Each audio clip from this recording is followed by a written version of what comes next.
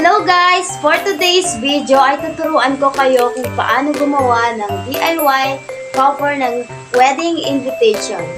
Dahil low budget ang person ngayon, ay pagaganahin ko ang pagiging creativity ko. Dahil may idea naman ako kung paano gumawa ng invitation na kahit ganti lang yung gagamitin, bahala na ako kung paano ko ito gagawa ng paraan. So yun guys, wala akong pera ngayon. Kaya expected na lahat ng gagamitin ko is puro improvise. So, kinalkal ko yung mga nandito. At tinignan yung mga pwede pang gamitin na pang disenyo. Okay na tong mag-recycle kaysa gumasto pa ng malaki, isang piraso lang naman yun. At dahil malaki yung invitation, buong short size ang ginamit ko. At yan guys, binutasan ko sa gitna dahil yung picture ay gusto ko dapat sa harap. Yung bang pagtingin mo pa lang kita mo na agad kung sino ang nasa invitation.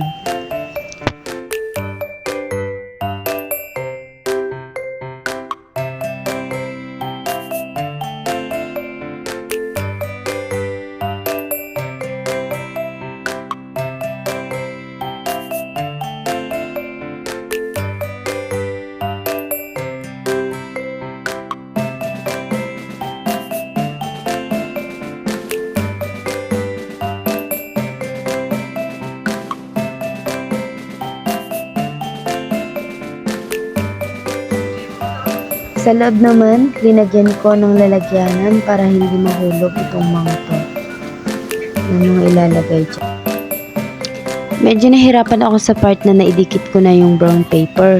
Tapos nung inilagay ko na yung papel, hindi naman nakasya. Kaya tinanggal ko ulit at ipinasok ko muna bago ko idinikit ulit.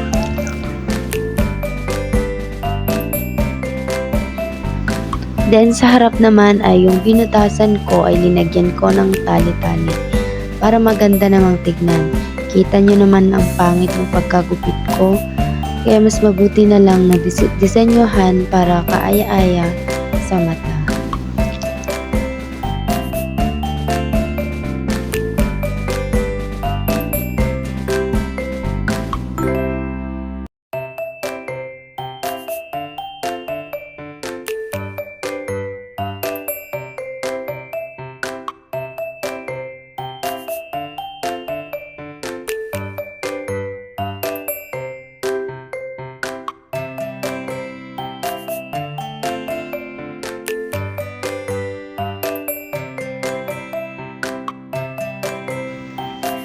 Alam nyo guys, kapag magaling ka sa mga ganito kaya mong bigyan ng kabuluhan ang ginagawa mo.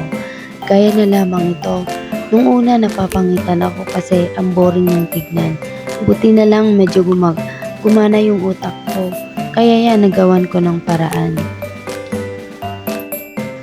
Dinagdagan ko ng ganitong disenyo kasi nakukulangan ako sa nilagay ko sa harap.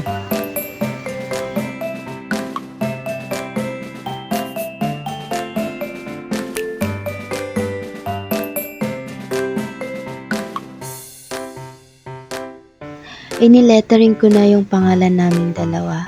Tas ilinagay ko na rin yung araw at date ng kasal namin.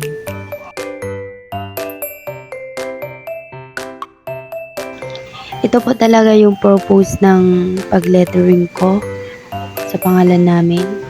Yan, ikakat ko yan. Tapos, sobrang nahirapan ako sa part na to kasi nakalimutan ko na dapat pala medyo pinagkalayo-layo ko itong mga letra kasi ikakat ko ito. Tas ang gamit ko pa dyan is cutter. Sobrang sakit niya sa kamay. Gumawa na rin ako ng cute size na mga ribbon at ikakabit ko yan sa circle. At sa wakas guys, tapos na rin. Alam nyo guys, habang ginagawa ko ito, unti-unti kong nare-realize na ang tanda-tanda ko na pala. Ngayon ko lang nalaman at natutunan itong mga bagay na ito. Laking pasasalamat ko na rin sa subject naming ito dahil nadagdagan na naman ang skills na meron ako. At hanggang dito na lang muna guys. Thank you for watching my simple vlog.